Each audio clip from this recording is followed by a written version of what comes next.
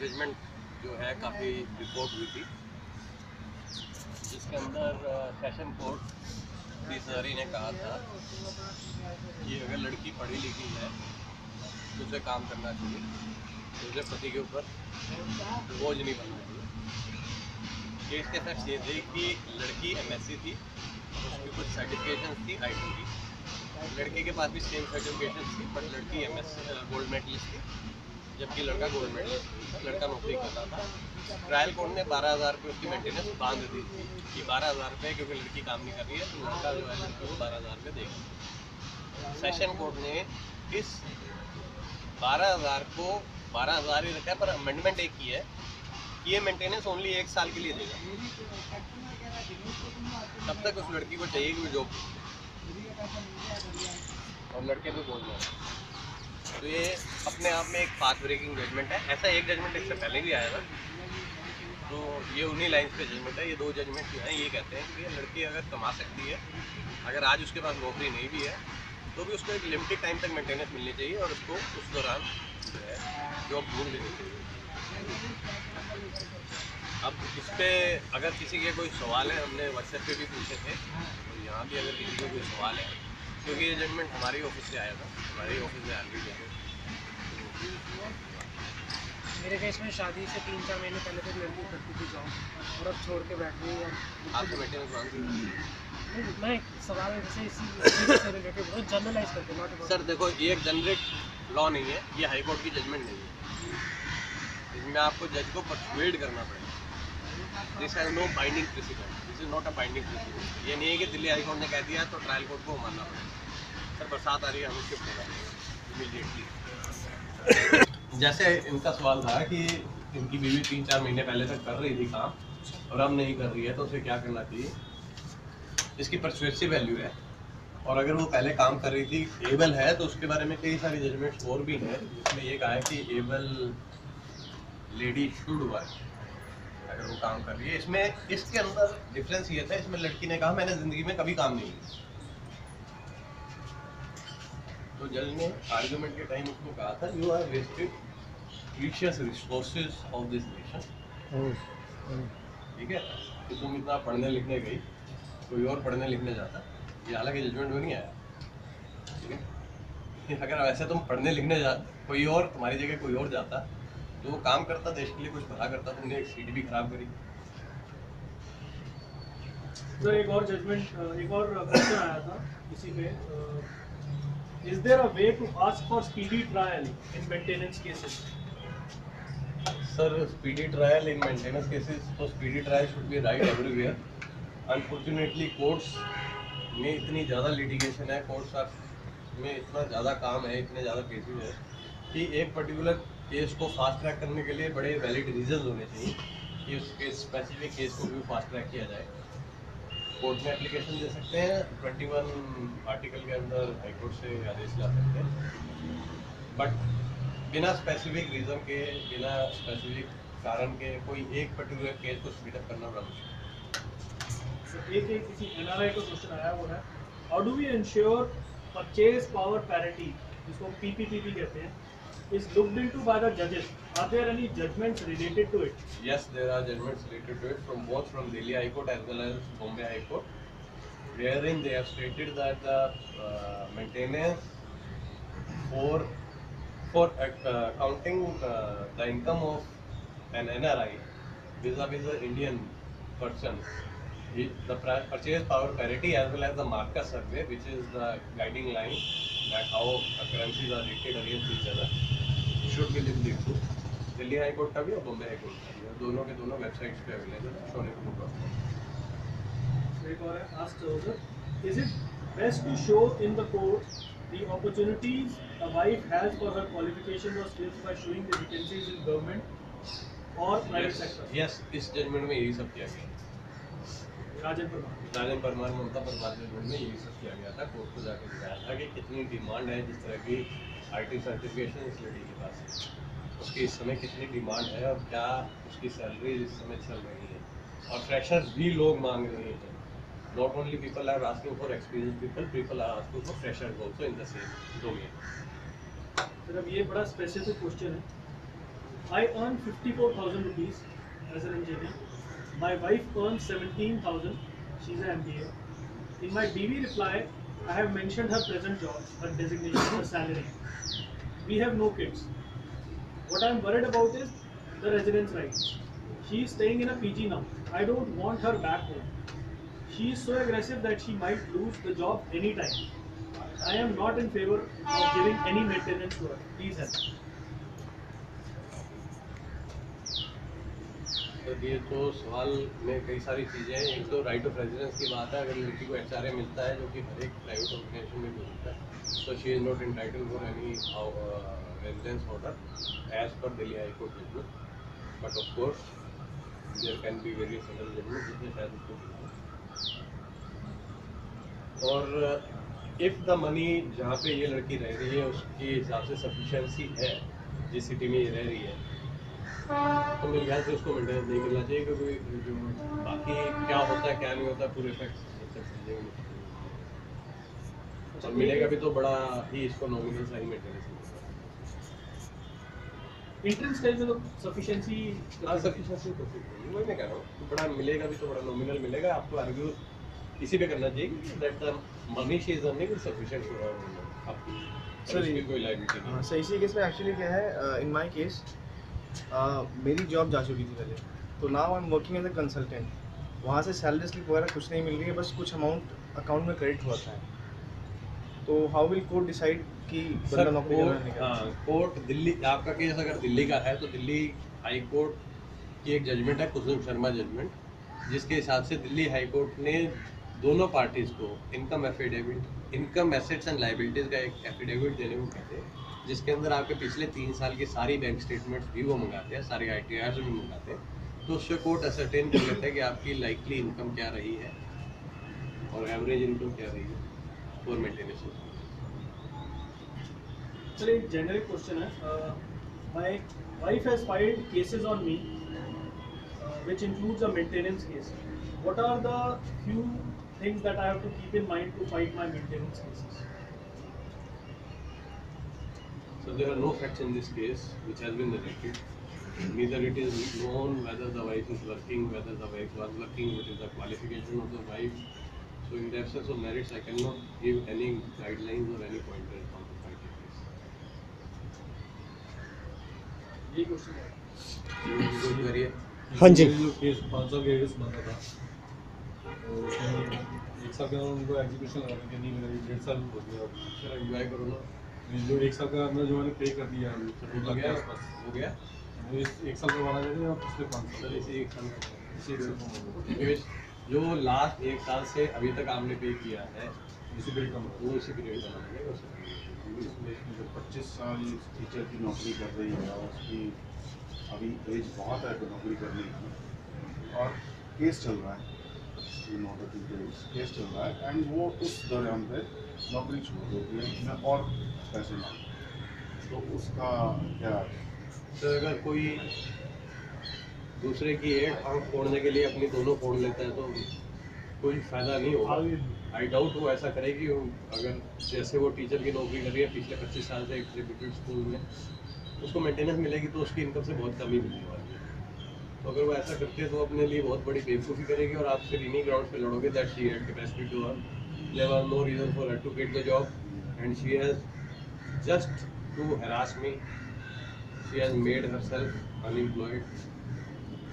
Sir कानून कभी भी ये नहीं कहता कि आप अपना नुकसान इसलिए कर लो क्योंकि सामने वाले को हरास करना है, लॉ उसके लिए नहीं है, ठीक है ना। कानून कभी भी ऐसे इंसान को सहायता नहीं करना चाहेगा कि भैया तू तो बैठ घर पे, तू ऐश कर, तू शराब पी, तू युवा खेल, मैं तेरे को कहीं ना कहीं से मेंटेनेंस दिला रही हूँ। तो सारे खड़े जाते सरकार से, हम सारे पैसे मांगने लगे। लॉ कहता है कि अगर आपकी जेन्युइन कोई ग्रीवियंस है, आप जेन्युइनली अनएम्प्लॉयबल है, जेन्युइनली आप काम नहीं करते, तब आपको मेंटेनेंस करी नौकरी छोड़ रहे हो without any rhyme and reason. Sir ये जो जजमेंट आया है ये तो रिव्यू हुआ था ना, ये मतलब किसी ट्रायल कोर्ट सर ट्रायल का- कोर्ट ने 12,000 पे बांधा था जी और सेशन कोर्ट ने उस 12,000 को 12,000 रखते हुए मॉडिफिकेशन इतना किया है कि ये 12,000 सिर्फ 1 साल तक ही पे होगा। तो अगर ट्रायल कोर्ट में कुछ मतलब जजमेंट आता है तो उसको हम सेशन कोर्ट में उसे करते हैं। Sir first appeal is always right. First appeal as a matter of right हर एक जगह अवेलेबल है except summary trial. First appeal तो आपका राइट है, ठीक है ना। उसके बाद आपके राइट बनते हैं या नहीं बनते हैं depending on the case, depending on the facts. Sir wife की अर्निंग 21,000 है और उसको मेंटेनेंस नहीं मिला, 125 का फाइनल ऑर्डर हो गया, बच्चे को 7,000 मिला। वो 10 साल से नौकरी कर रही है, कॉन्ट्रैक्ट बेसिस पे टीचर है। तो इस 31 को उसका कॉन्ट्रैक्ट मतलब गवर्नमेंट ने ख़त्म कर दिया एक्चुअली, तो उसकी नौकरी अब नहीं रहेगी। तो जो हमारा पॉइंट होगा वो कैपेबल टू अर्न वाले पे ही फोकस करना होगा हमें। सर देखो ऐसा है, इसके अंदर एक अलग बात है, उसका कॉन्ट्रैक्ट गवर्नमेंट ने खत्म कर दिया क्योंकि वो पोस्ट ही उसने खत्म कर दी। राइट। हो सकता है इसमें भी आप इसी तरह का आर्ग्यू कर सकते हो कि अगर उसको नौकरी नहीं मिलती है तो एक लिमिटेड टाइम तक मैं उसको मेंटेनेंस देने को तैयार हूँ। She should look for a job, जो कि इस केस में था कि उसने कभी नौकरी नहीं करी है। इसमें भी she is more qualified than me. तो मोर क्वालिफाइड तो आपको इसी तरह से अगर कोई मेंटेनेंस अगर वो डालती भी है या मेंटेनेंस मिलता भी है तो आपको यही आर्ग्यू करना चाहिए that it should be for a limited time so that she doesn't become a Leach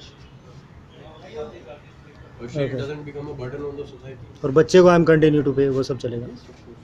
इसमें जजमेंट भी है शायद किसी लोअर कोर्ट की दिल्ली की लेडी जो है राम तीरथ हॉस्पिटल में रिसेप्शनिस्ट की कॉन्ट्रैक्ट पे, तो उसने बोला मेरी प्रॉपर जॉब नहीं है, लेकिन कोर्ट ने फिर वहाँ से विटनेस भी बुलाया मैनेजर राम तीरथ। नहीं ये तो देखो सर, गवर्नमेंट हरियाणा गवर्नमेंट ने कुछ जॉब्स खत्म कर दी हैं, कुछ जॉब्स वाकई खत्म कर दी है कॉन्ट्रैक्ट वर्कर्स की, तो वो खत्म हो गई। वो ओवर अक्रॉस द बोर्ड हुआ है, सिर्फ इनकी वाइफ को नहीं इम्पैक्ट हुआ, वो अक्रॉस द बोर्ड इम्पैक्ट है। It is like a factory being close, जितने भी वर्कर थे वो सारे बेरोजगार हो गए।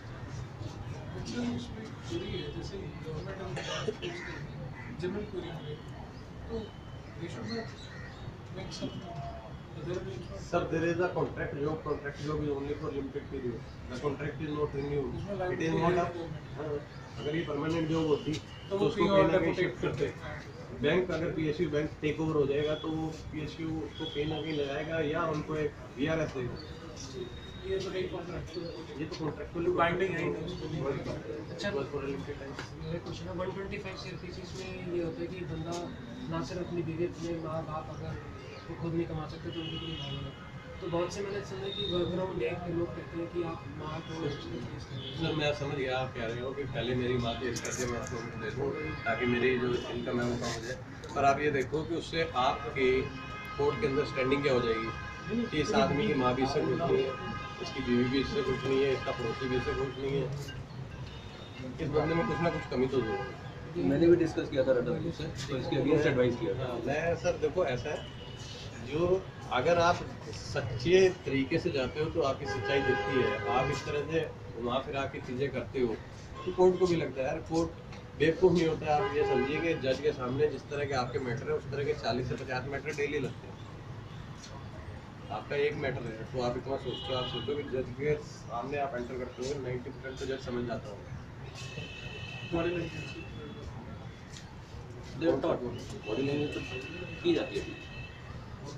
जज देखो ऐसा है, बहुत से जज थोड़े दबंग होते हैं, वो कई बार बोल देते हैं लिटिगेंट को कि तुम झूठ बोल रहे हो,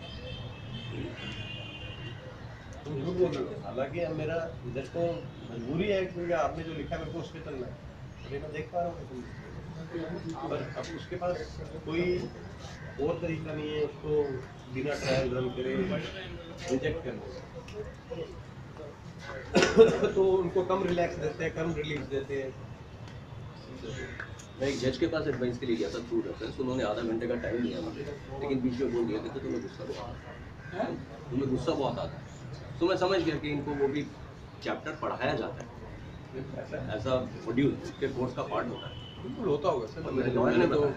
मैंने नहीं किया वो साइकोलॉजी कोर्स पढ़ाई मुझे जाती नहीं है। पता।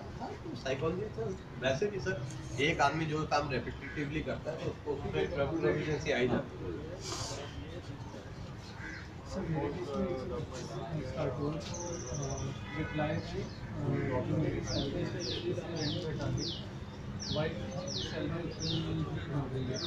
लेकिन वाइफ ने डिक्लेयर नहीं कर सकती, बोला कि I don't have any independent source of income. Sir आप उसकी सैलरी कहाँ काम कर रही है वहाँ से रिकॉर्ड मंगा लो और उसके ऊपर फर्जी वगैरह के वो करने के बारे में सोचा जा सकता है।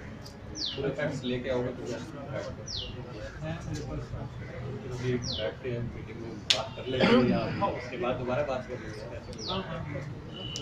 बट मेरा ये था कि उसमें क्या हुआ कि हमने उसने इंटरव्यू लगा दी और मेरे से बड़ी गलती हुई।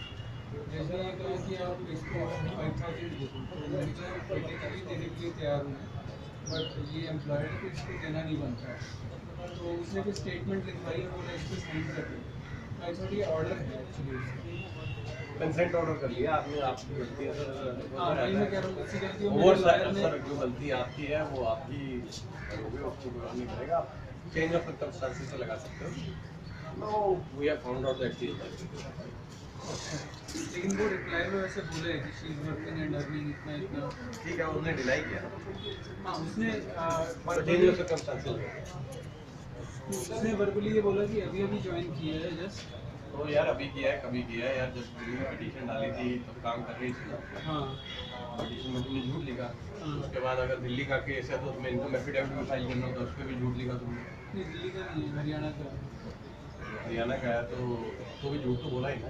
हाँ हाँ वही मैं कह रहा हूँ ना, मुझे देखो सर हर एक स्टेट के रूल थोड़े वेरी करते हैं, क्योंकि जो हाई कोर्ट ने रूल सेट कर दिए वो स्टेट में इन्फोर्सिबल है, बाकी जगह इन्फोर्सिबल नहीं। तो सर इस केस में कैसे होगा? जैसे मेरे रिवीजन में भी उसने अपनी सैलरी कम लिख दी है, 125 का रिवीजन डाला उसने सैलरी। यार सरकारी नौकर है यार, मंगा लो ना यार सरकार से कितनी सैलरी। नहीं मतलब इसमें हम अनक्लीन हैंड पे ही फोकस करेंगे ना। सब परजुरी बनती है नहीं बनती है बहुत बात की बात है, कोई परजुरी पहली डेट पे नहीं डिसाइड करने वाला, टाइम लगता है। नॉर्मली परजुरी जो है ट्रायल के साथ ही डिसाइड होती है, ट्रायल लास्ट में मतलब रिकॉर्ड मंगाओ। नहीं वो तो मिल जाएंगे, रिकॉर्ड मिल गए, मतलब अनक्लीन हैंड पे ही हम जाएंगे ना। जाएंगे सर, तो यार चाहे अवेलेबल ग्राउंड लोग उन्हीं पे जाएंगे ना सर। देखो ऐसा है, हर एक बैट्समैन सेंचुरी मारने के लिए उतरता है ना, उसे बॉल्स जैसी आएंगी वो कैसे प्ले करता है वो उस पर बात हुई। ये जरूरी नहीं है कि मैं जो सोच के जा रहा हूँ वैसे ही होगा, because you are not the only party who is arguing there, who is influencing the जज। द जज is influenced by both the parties, the way they argue, the facts they present. 3 minute मिलते हैं आपको अगर जज के सामने, उसमें आप एनालिटिकल बात करते हो या पॉइंटेड बात करते हो, जज को जा समझ में आता है। नॉर्मली 3-4 मिनट से ज़्यादा एक केस में नहीं मिलते सर। 50 केस करने हैं उसको 5 घंटे में सर, कैसे करें? अच्छा कि बोलते हैं you should reduce your take home salary. Sir मेरे को ये आइडियोलॉजी आज तक समझ में नहीं है, रिड्यूस योर कैसे कर सकता हूँ सर? मैं सरकारी नौकर हूँ, मैं क्या कम कर लूँगा? तो लोन वोन काउंट नहीं करते, स्टैट्यूटरी नहीं लोन काउंट होते हैं, स्टैट्यूटरी डिडक्शंस के अलावा लोन भी काउंट होते हैं, but if it is only a pre existing liability. अभी मैं कोई लड़ूंगा तो वो नहीं। अब आप नई लायबिलिटी बनाओगे तो वो काउंट थोड़ा प्री होगा एग्जिस्टिंग मतलब from the date of FIR. Sir देखो इसमें ना थोड़ा सा प्री एग्जिस्टिंग वर्ड को भी कई तरह से इंटरप्रेट किया जाता है। Pre existing to the marriage, pre existing to the start of litigation. तो सर अब द वर्ड जो भी जजमेंट्स आई हैं 2-4 उसमें प्री एग्जिस्टिंग लायबिलिटीज लिखा था। अब आप उसको कैसे जज को परसुएड कर सकते हो, आपको रजिस्टर कैसे परसुएड कर सकते हैं? लेकिन हाउसिंग डिपेंडेंट के अगेंस्ट जाता है, हाउसिंग लोन डिपेंडेंट के अगेंस्ट क्यों जाएगा? 2-3 जजमेंट्स लिखे, जज ने बोला कि भी जो है सर अगर आप, सर मैं वही बता रहा हूँ, मेरे ऊपर लिटिगेशन चल रहा है, बीवी मेंटेनेंस मांग रही है और मैं जाके मकान खरीद लेता हूँ, हाँ बोलिए सर तो प्री एग्जिस्टिंग लायबिलिटी नहीं बनी? क्रिएटेड लायबिलिटी है। ये प्री एग्जिस्टिंग नहीं है। फिर वही मैं बात कर रहा हूँ, जो प्री एग्जिस्टिंग की बात है वो प्री एग्जिस्टिंग होनी चाहिए। मैं ये तो लायबिलिटी क्रिएट कर रहा हूँ just to avoid paying maintenance, और जज को कोर्ट को ये बात समझ में आती है। तो इंटेंशन आप ज़्यादा उससे समझदार नहीं है। तो हमारी इंटेंशन कहीं ना कहीं पकड़ लेगा। बिल्कुल सर। जैसे जो डॉटर की मेंटेनेंस है, डॉटर कह रहे हैं कि टिल मैरिज देना पड़ेगा जनरल लॉ। सर 125 में क्या है? 125 में the law is 18,000 daughter but judicial dicta से ये कुछ जजमेंट्स आई थी जिसमें कोर्ट ने कहा कि in the case of daughter it should B but clear cut नहीं, तो मतलब 125 का जब पूरा हो जाए सर जब क्लियर कट आएगा जब आपके ऊपर केस आएगा तब की तब बात करेंगे। आप 18 साल के बाद बंद कर दीजिए, उसको एप्लीकेशन बना लीजिए। बेटा नेक्स्ट ईयर हो जाएगा 18 का, उसकी बंद कर दूँ? सर देखो, आप कर दो, क्यों कर रहे हो ये मैं आपको नहीं कह रहा हूँ। मैं कह रहा हूँ अगर बच्चे तो आपके हैं तो आप उनको अगर पढ़ने के लिए पैसे चाहिए तो जरूर दो। हाँ वो ठीक है ना सर? मैं ये नहीं कह रहा हूँ कि बच्चे की बंद कर दो, बट हाँ अगर आपको कोई और दिक्कत है बच्चे की बिल्कुल बंद कर दो। सर बच्चे तो आपके हैं ना, उनको पढ़ाना तो आपके साथ रहते तब भी पढ़ाते ना, तो उन्हीं के हाथ में देंगे। उन्हीं के हाथ में। तो सर अभी एक हम मेंटेनेंस के बारे में बात कर रहे हैं, उसके बारे में ये सारे सवाल कर लेंगे। Let's remain focused on the issue which we are discussing. अगर मेंटेनेंस